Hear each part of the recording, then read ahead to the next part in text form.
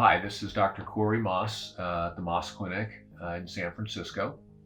I'm an associate clinical professor at University of California, San Francisco, and director of the research center here at the Maas Clinic, where we really just wrapped up a study, which is the use of Dioxycolate, trade name Kybella, in small fatty deformities. And in this study, we looked at several areas of the face and body where one might use this new medicine that is approved now for the cervical area under a grant funded by Allergan Company, an investigator-initiated trial, and under an IRB, or an institutional review board review for safety.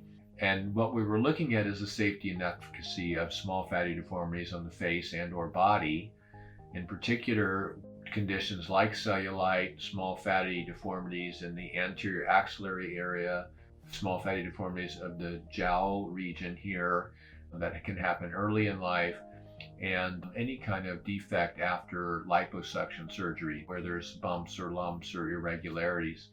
And I can tell you that the summary, which we'll be pushing forward with this study very soon, is that Kybella in these applications seems to be a wonderful drug. It's uniquely positioned to be able to treat cellulite, which I never thought I'd be, as a facial plastic surgeon, evaluating or treating lots of cellulite, but in this study we certainly did.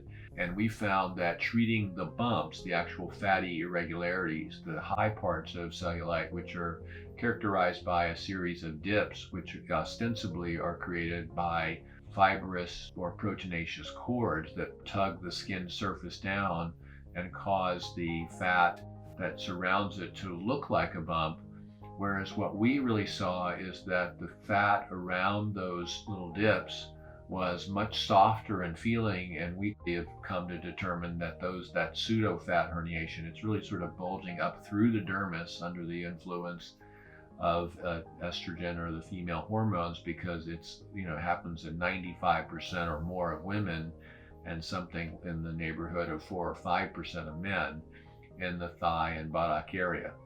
But we also identified other small fatty deformity areas and looked to the extent we could at the versatility of the drug.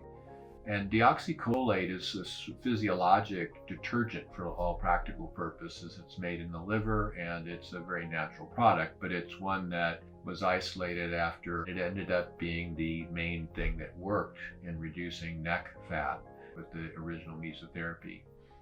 So the studies were done. We were in the initial clinical trials for the approval of Dioxycolate. The injection of these in these areas of small fatty deformities on the body, including cellulite, including the jowls, including anterior and posterior axillary fat, and small fatty deformities on the anterior posterior thighs and buttock area, were quite dramatic in their outcome and visual appearance, and we feel like this will be a very important tool going forward. So I'm making this announcement because we are putting forward this data and anticipate a publication in early 2021. I really think it's important to know it's an approved drug, so what we're talking about now is off-label use. So if you hear your doctor or nurse practitioner talking about the use of Dioxycolate or Kybella in areas outside of the neck where it's primary indication, those are called off-label uses, and they're perfectly natural, normal, and legal. But as we go forward with these sorts of studies and really gain more understanding of the product, its use and versatility, I think you'll see a lot more use in this exciting drug.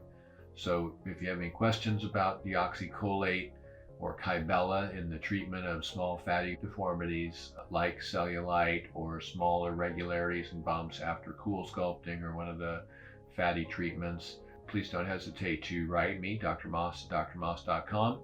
You can call us at our office at 415-567-7000. But we're very excited to see an application that has such great versatility and something that may be able to solve problems that historically have been really poorly addressed or not addressed at all with technologies that we have had in the past. So I'm very glad to be able to present that